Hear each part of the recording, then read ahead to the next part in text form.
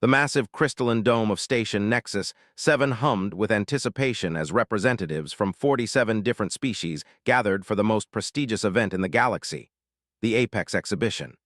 Every 3 cycles, civilizations came together to showcase their planet's most formidable predator, a tradition that had become both scientific symposium and cultural exchange. Ambassador of the Dominion stood at the central podium, her 6 arms gesturing gracefully as she addressed the assembled crowd. Her chitinous exoskeleton gleamed under the artificial lighting, and her compound eyes reflected the holographic displays showing previous exhibitions. Fellow sentients, her voice resonated through the universal translators. Today we witness the culmination of our greatest evolutionary achievements. Each world has forged its apex predator through millions of years of natural selection, creating the ultimate expression of survival and dominance. The crowd stirred with excitement. Floating observation platforms drifted overhead, carrying journalists and spectators from across the galaxy. The exhibition floor was divided into reinforced containment areas, each designed to accommodate the specific environmental needs of the various apex creatures. Dr. Reeves adjusted his standard-issue diplomatic suit and checked the small carrier at his feet. The 34-year-old had drawn the short straw back on Earth, though he wasn't entirely sure it was actually random. His colleagues had seemed unusually eager to volunteer him for this particular assignment. "Nervous about your presentation, human?" The question came from a hegemony representative whose scaled hide rippled with bioluminescent patterns that indicated mild amusement. Shrugged, "Not particularly. Though I have to admit, looking around here, I'm starting to wonder if there was some kind of miscommunication back home." Through the transparent barriers, he could see the other creatures being prepared for display. They had brought something that looked like a cross between a tyrannosaur and a living siege engine, its obsidian scales deflecting the scanning beams that tested its containment field. The creature stood nearly 4 meters tall, its jaw lined with teeth the size of combat knives. The ethereal collective's contribution easy description. It appeared to be a shifting mass of liquid shadow that occasionally coalesced into tentacled forms before dissolving back into darkness. The containment field around it flickered constantly as the creature tested its boundaries with what seemed like calculated intelligence. From the aquatic sections came the rhythmic thrashing of the abyssal leviathan, brought by the depth dwellers of Prime. Even through the reinforced bioglass, its presence was unsettling. The creature was essentially a living weapons platform, with rows of bioluminescent lures that could hypnotize prey while its crushing appendages waited in the depths. "Your species fascinates the scientific community," continued, his head tilting in a gesture that roughly translated to curiosity.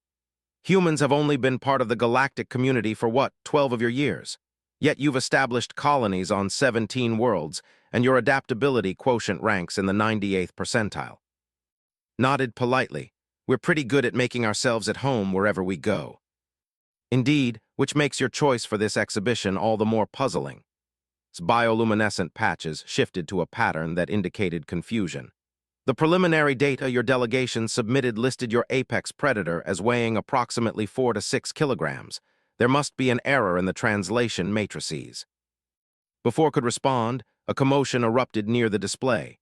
Their apex predator, a crystalline entity that fed on electromagnetic radiation, had somehow interfaced with the station's power grid. Emergency lights flickered as technicians rushed to isolate the systems. "Technical difficulties," announced Ambassador with practiced calm. "Please remain in your designated areas while our staff resolves the issue." Used the distraction to check on his own charge. Opening the carrier slightly, he was greeted by a pair of bright green eyes and a soft, chirping sound. "Hey there, Whiskers," he murmured. "Ready for your big debut." The small tortoiseshell cat inside the carrier stretched and yawned, completely unbothered by the chaos around her. She had been selected not for any particular ferocity or size, but because she was the most social cat at the research facility where worked. The scientists had reasoned that if they were going to potentially embarrass humanity in front of the galaxy, they might as well do it with a cat that wouldn't hide in the corner. "Dr. Reeves," a voice called from behind him. He turned to see Commander Sarah, the human military assigned to the exhibition. Her expression was carefully neutral, which in experience usually meant she was either very pleased or very concerned. "Commander, how are our diplomatic relations holding up?" "Mixed reactions," she admitted. "The Hive Confederation thinks we're being deliberately obtuse. The Republic believes it's some kind of elaborate psychological warfare. And the Traders Guild has started a betting pool on whether your apex predator is actually a juvenile form of something much larger." Glanced around at the other displays. The Void Hunters had brought something that looked like it had crawled out of a nightmare, all chitinous spines and acidic secretions. The Forge World's contribution was a cybernetic monstrosity that was more machine than organism, its metal claws sparking against the containment barriers. "To be fair," said, "I can see their point." The lights stabilized as the creature was successfully isolated from the station's power systems. Ambassador regained control of the proceedings, her voice carrying a note of forced optimism.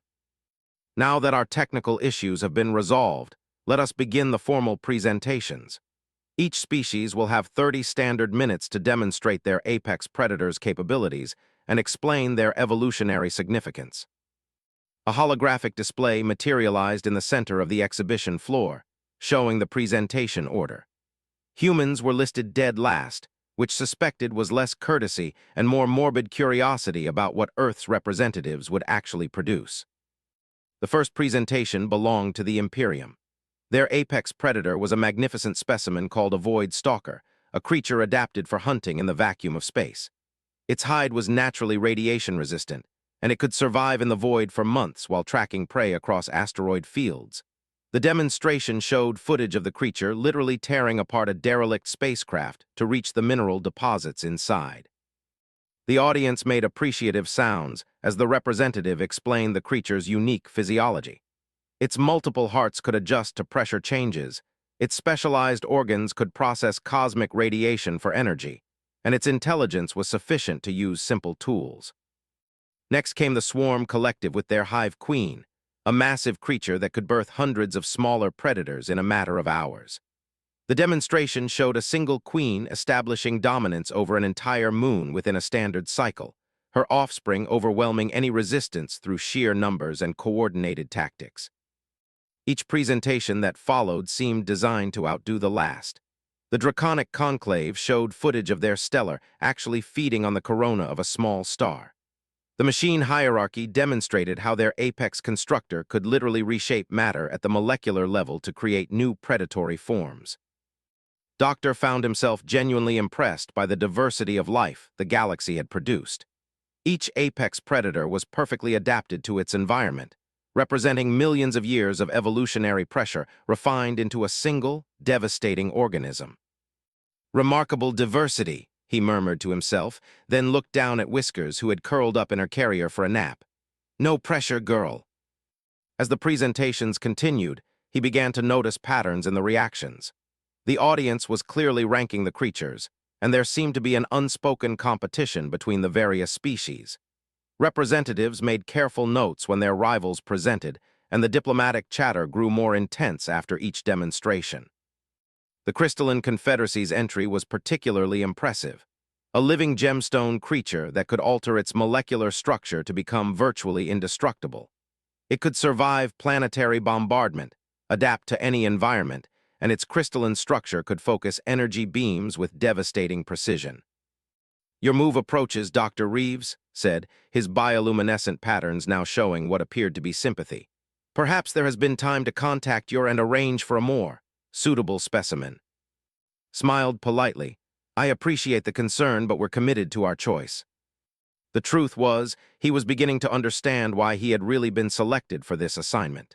His colleagues back on Earth weren't just sending him to potentially embarrass humanity. They were conducting an experiment in galactic psychology. What would happen when humans refused to play by the established rules? As the last few presentations concluded, the energy in the dome shifted. The formal demonstrations were impressive, but there was an underlying tension. Each species had essentially brought their ultimate weapon, their planet's final answer to the question of survival. It was as much a display of military might as it was scientific curiosity. Ambassador's voice cut through the murmur of conversation. "We now come to our final presentation. Representative from Earth, you may begin when ready." Every eye, sensor, and recording device in the dome focused on Dr. Reeves as he walked toward the central demonstration area. The silence was absolute, broken only by the soft hum of life support systems and the distant sounds of the various contained creatures. Set the carrier down on the presentation platform and open the door. For a moment, nothing happened. Then, with characteristic feline dignity, Whiskers emerged into the bright lights of the exhibition floor. The silence stretched for several more seconds as the assembled representatives tried to process what they were seeing. The creature was small, covered in soft fur, and appeared to be completely unbothered by the attention. It stretched once, sat down, and began grooming itself with a pink tongue. This, Doctor announced to the stunned assembly, is a domestic cat. Scientific name, and this particular individual is Earth's representative apex predator. The explosion of incredulous chatter that followed was immediate and multilingual, even with the universal translators struggling to keep up with the sudden barrage of questions, protests, and what sounded like several species equivalent of laughter. Waited for the noise to die down before continuing. I know what you're thinking. This doesn't look like an apex predator. It weighs 4 kilograms, has no apparent weapon systems, and appears to be completely defenseless. Whiskers chose that moment to notice a small insect that had somehow made its way onto the exhibition floor. In one fluid motion, she pounced, caught the insect between her paws, and then settled back to examine her prize with mild interest. But appearances, continued with a smile, can be deceiving. The exhibition dome fell into an expectant hush as Doctor began his presentation.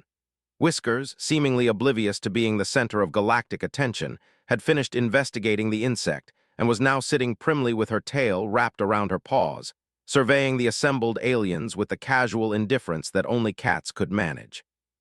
The domestic cat, began, represents something unique among Earth's predators. While other species have brought creatures defined by size, strength, or exotic abilities, we've brought something far more insidious. We've brought a predator so successful that it convinced another species to provide for all of its needs while asking for nothing in return except the occasional display of affection. A ripple of confusion passed through the audience. Ambassador's compound eyes focused intently on the small creature. Dr. Reeves, are you suggesting this organism has achieved some form of parasitic relationship with your species? Not parasitic, corrected. Symbiotic, but with terms entirely dictated by the cat.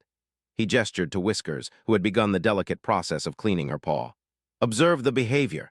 No anxiety, no territorial displays, no apparent concern for the presence of potential threats. This creature is so confident in its position that it's literally grooming itself in front of 47 species apex predators. Bioluminescent patches shifted to patterns indicating deep puzzlement. But surely, there must be more to your apex predator than behavioral confidence. The preliminary data mentioned hunting capabilities. Nodded and activated a holographic display. Let me show you what is accomplished on Earth. The air above the platform shimmered, and images began to appear. The first image showed Earth's ecosystem before human civilization, gestured to the diverse wildlife displayed in the hologram. Earth originally had a rich variety of small predators and prey species, birds, rodents, reptiles, all in natural balance. The image shifted to show a map of Earth with spreading red zones. This represents the expansion of domestic cats across our planet over the past 9,000 years. The red areas indicate regions where cats have been introduced, either by human activity or their own population spread. The assembled delegates leaned forward, their various sensory organs focusing on the data. The red zones covered virtually every habitable landmass on the planet. Current estimates suggest there are over 600 million domestic cats on Earth, continued. But here's where it gets interesting. These numbers don't include feral populations, which add another 100 to 200 million individuals. Commander, watching from the side, caught the subtle shift in the audience's attention. The initial amusement was giving way to something more analytical. These weren't just scientists and diplomats. Many were military strategists, and they were beginning to recognize familiar patterns in the data. The ecological impact, said, calling up new statistics, is measurable on a global scale. Cats on Earth kill approximately 13 billion birds and 622 billion small mammals annually. They have contributed to the extinction of at least 63 species, and continue to threaten over 430 additional species. The Avian Confederation representative, a being whose own species had evolved from bird-like ancestors, made a sound that the translators couldn't quite process. Her feathers ruffled in what was clearly agitation. "But surely," interjected the ethereal collective's representative, their shadow forms shifting restlessly, "this destruction is accidental, a byproduct of rather than predatory efficiency." Smiled and gestured to Whiskers, who had noticed the movement of the holographic displays and was now tracking them with the focused intensity of a practiced hunter. "That's where you'd be wrong. Watch carefully." He produced a small device that projected a dot of light onto the floor near Whiskers. The cat's transformation was immediate and startling. Her relaxed posture shifted into a predatory crouch, pupils dilating, every muscle in her small frame coiled with potential energy. She began to stalk the light dot with movements so fluid and precise they seemed to defy physics. "Note the biomechanics," narrated as Whiskers demonstrated her hunting behavior. "Silent movement despite high-speed locomotion, perfect balance and spatial awareness, reaction times measured in milliseconds. And watch this." The light dot moved erratically, simulating prey behavior. Whiskers adapted instantly, her movements becoming more complex, using the geometry of the platform and even the positioning of nearby observers to optimize her hunting angles.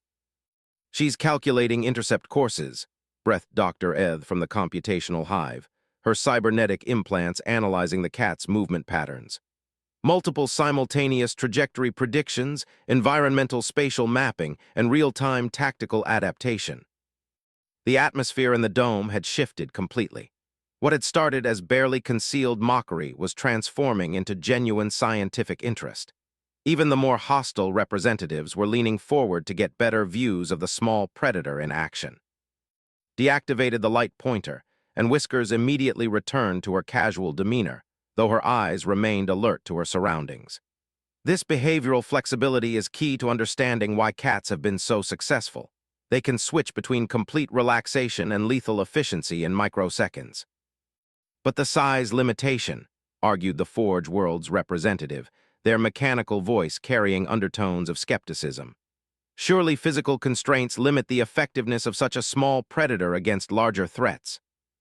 "An excellent question," replied. "Let me show you something from Earth's historical records." The holographic display shifted to show camera footage from various Earth locations.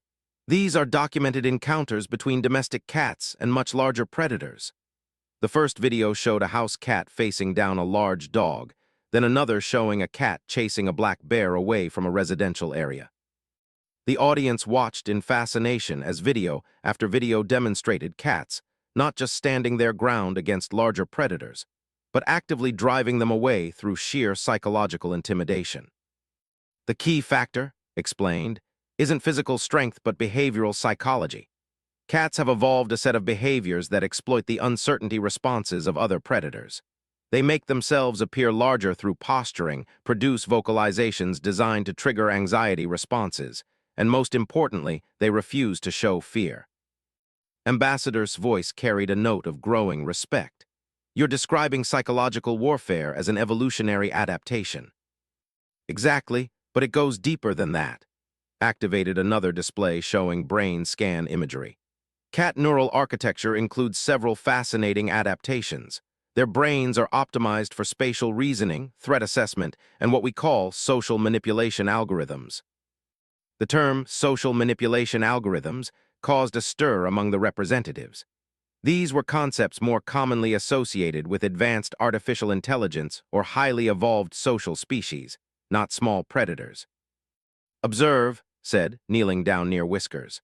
The cat immediately moved closer, rubbing against his hand and producing a deep purring sound.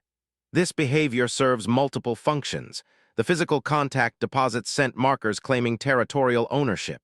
The vocalizations are calibrated to frequencies that most species find soothing or pleasant. And the timing is perfect. Whiskers is reinforcing our social bond precisely when I'm in the middle of demonstrating her capabilities to potential threats. Several representatives exchanged glances. The implications were becoming clear. This wasn't just a predator. It was a social engineer that happened to be wrapped in a package designed to disarm suspicion. The psionic collective's representative, who had been silent until now, suddenly spoke. "We're detecting something unusual from the creatures. There appears to be a low-level psychic emanation designed to promote caretaking behaviors in nearby sentience." The dome erupted in startled exclamations. Psychic abilities were rare in the galaxy and typically associated with highly advanced species. "Actually," said with evident pride, "that's one of their most sophisticated adaptations. Cats produce infrasonic vibrations through purring that promote healing in surrounding tissue and trigger endorphin releases in most mammalian brain structures. They've essentially weaponized the biochemistry of bonding." Bioluminescent patterns had shifted to display what appeared to be deep unease. "Dr. Reeves, are you suggesting that this organism has successfully manipulated your entire species into providing resources while contributing nothing to your survival or advancement?" "Oh, but that's where you're wrong," replied. "Cats contribute enormously to human survival. They provide stress reduction, emotional regulation, and enhanced psychological resilience. They've made us more effective as a species by optimizing our mental health." Commander stepped forward, recognizing her cue. "If I may add some context from a military perspective," she said, "humans who live with cats show measurably improved performance in high-stress situations. Better decision-making under pressure, enhanced pattern recognition, and increased tactical flexibility." The military representatives in the audience suddenly looked much more attentive. Performance enhancement through biological symbiosis was a concept with obvious strategic implications. "Furthermore," continued, "cats have served as an early warning system throughout human history. Their sensory capabilities exceed human limitations in several key areas, and their behavioral changes often alert us to threats we haven't yet detected." As if summoned by the discussion, Whiskers suddenly sat up, her ears rotating toward a section of the dome where nothing seemed unusual. Within moments, alarms began sounding as sensors detected a minor structural stress in exactly that location. The coincidence was not lost on the assembled observers. The small predator had detected a potential threat before the station's advanced sensor arrays. "Remarkable," murmured Dr. Eth. "Multi-spectrum threat detection integrated with social cooperation protocols." Nodded as station maintenance crews rushed to address the structural issue. "Which brings us to the true apex nature of the domestic cat. They've achieved something unprecedented in predatory evolution. They've created a sustainable ecosystem where they are both predator and protected, hunter and hunted, wild and domesticated simultaneously." The implications were staggering.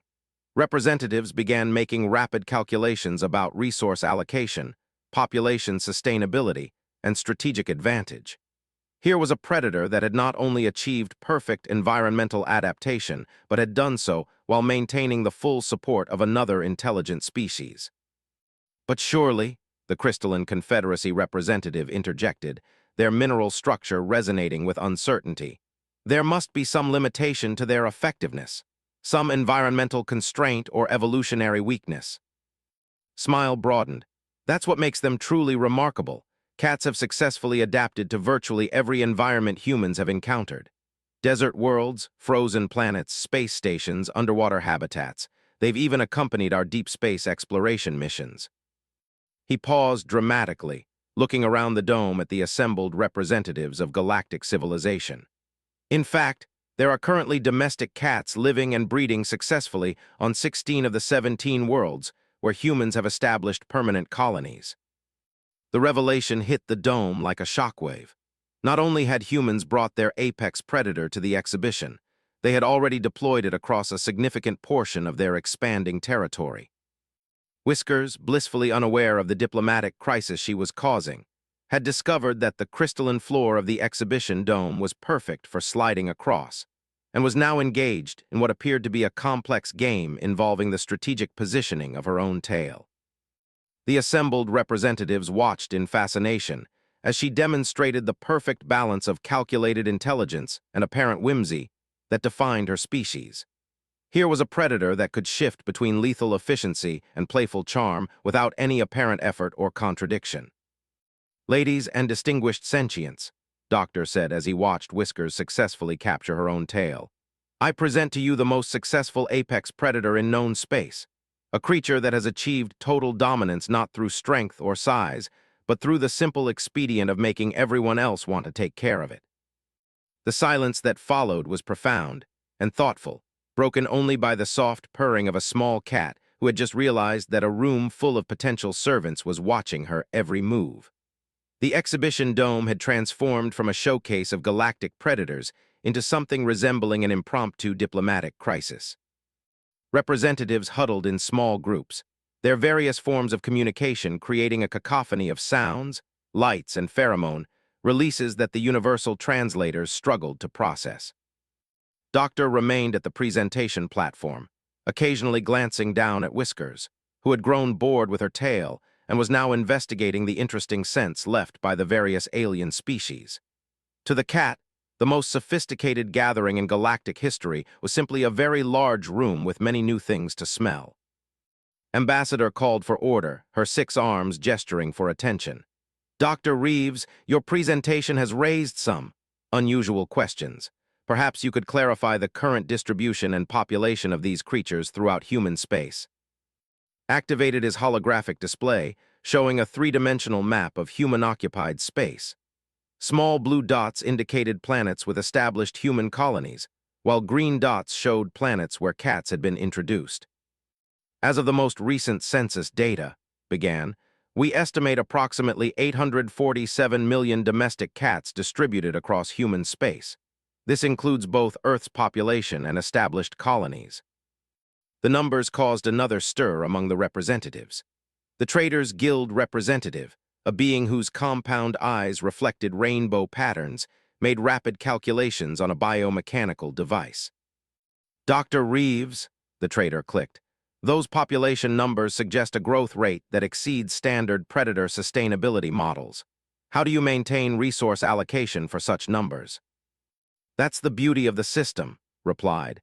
Cats have successfully integrated into human resource management. They're not a drain on our resources, they're part of our resource optimization strategy.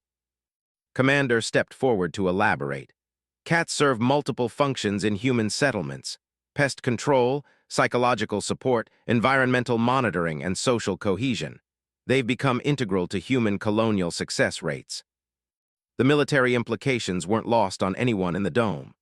The hegemony representative, whose scaled hide was now showing stress patterns, spoke with barely controlled tension.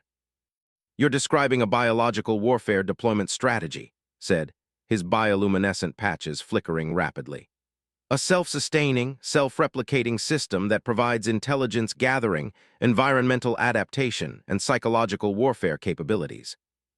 We prefer to think of it as a mutually beneficial partnership, said diplomatically, though his smile suggested he wasn't entirely displeased with the military interpretation. Dr. Eth from the computational hive had been running continuous analysis on her cybernetic implants. The strategic implications are extraordinary, she announced. A support system that enhances colony viability while requiring minimal resource investment, population control managed through natural social behaviors, environmental adaptation that exceeds terraforming requirements. Whiskers chose this moment to demonstrate another aspect of her species' sophistication. She had noticed that several of the alien representatives were making high-pitched sounds during their excited discussions. With typical feline curiosity, she approached the edge of her platform and produced a series of chirping sounds that roughly mimicked the alien vocalizations. The effect was immediate. Several representatives stopped mid-conversation to stare at the small cat, who was now sitting perfectly still and apparently waiting for a response to her attempted communication. Did it just? The Avian Confederation representative began. Vocal mimicry and social adaptation in real time, confirmed. Cats are excellent at reading social situations and adjusting their behavior accordingly. Whiskers is attempting to initiate communication protocols with your species based on observational learning. The psionic collective representative had gone very still, their energy field fluctuating in ways that suggested intense concentration. We're detecting rapid neural activity patterns consistent with advanced social intelligence. This organism is actively analyzing the behavioral patterns of every species in this dome. A new wave of unease passed through the assembled delegates. They had come to show off their planet's ultimate predators, only to discover that they were being studied by what appeared to be a small, harmless creature that was actually a sophisticated biological intelligence-gathering system. Ambassador's compound eyes refocused on Doctor. This raises questions about human intentions in galactic affairs. Are cats present on human diplomatic missions? Well, said, glancing at Commander, there are cats aboard several of our embassy ships. They're excellent at helping our diplomatic staff manage stress during long negotiations. The implication hung in the air like a toxic cloud. Human diplomats had been bringing biological intelligence assets to treaty negotiations throughout their relatively short membership in galactic society. The ethereal collective's shadow form shifted restlessly. We must reconsider our assessment of human strategic capabilities. This suggests a level of biological integration previously unknown in galactic civilization. I think there might be some misunderstanding, said, though his tone suggested he was enjoying the diplomatic chaos. Humans didn't actually plan any of this. Cats domesticated themselves. We just went along with it. This revelation somehow made things worse. The idea that humans had been accidentally deploying biological assets was far more unsettling than deliberate strategic planning. Bioluminescent patterns had shifted to what appeared to be the hegemony equivalent of deep alarm. You're telling us that your species formed an unplanned alliance with a predator species that then optimized your colonial and diplomatic effectiveness without conscious direction from either party. Pretty much, confirmed cheerfully. Though I should mention that cats have also formed similar relationships with several other Earth species. They've been observed training dogs, managing human infants, and even establishing territorial agreements with various wildlife. The dome fell silent as the representatives processed this information. What they had initially dismissed as an embarrassing mistake by the galactic species was revealing itself to be something far more complex and potentially threatening. Commander decided it was time to address the growing tension directly. I want to assure everyone that humans have no hostile intentions regarding our feline companions. However, I should point out that any attempt to separate humans from cats would likely be problematic. The threat was subtle but unmistakable. Attacking human colonies would also mean attacking several billion small, highly adaptable predators who had already demonstrated remarkable survival capabilities. Dr. Ed's cybernetic implants were working overtime to process the strategic implications. We need to understand the full extent of this relationship. Are there other Earth species that have achieved similar integration with human society? Smile became distinctly mischievous. Well, there are dogs. They're larger than cats and have been integrated into human society for even longer. Then there are horses, which enhanced human mobility and warfare capabilities for thousands of years. And birds, we have species that can mimic human speech and serve as communication systems. With each revelation, the assembled representatives looked more concerned. Humans hadn't just brought one unusual predator to the exhibition. They had apparently been collecting and integrating biological assets for. But perhaps the most relevant example, continued, is what we call the urban ecosystem. Humans have learned to live in partnership with hundreds of species that provide various services: waste management, food production, environmental monitoring, even construction assistance. The Hive Confederation representative, whose own species operated on collective intelligence principles, made sounds that suggested both admiration and alarm. You've created a multi-species collective intelligence network spanning multiple worlds. This is unprecedented in galactic civilization. Ambassador was rapidly calculating the diplomatic implications. If humans had accidentally created a biological collective that enhanced their effectiveness across multiple domains, it represented a significant shift in the galactic balance of power. Dr. Reeves, she said carefully, when your species requested membership in the Galactic Confederation, you listed yourselves as a single-species civilization. These revelations suggest a more complex situation. Nodded thoughtfully. That's a fair point. Though technically we are still one species, we just happen to be very good at making friends. Whiskers, who had been patiently waiting for attention, decided to demonstrate another aspect of feline psychology. She approached the edge of the platform where several representatives were standing and began to purr loudly while rubbing against the barrier. The effect was immediate and somewhat alarming.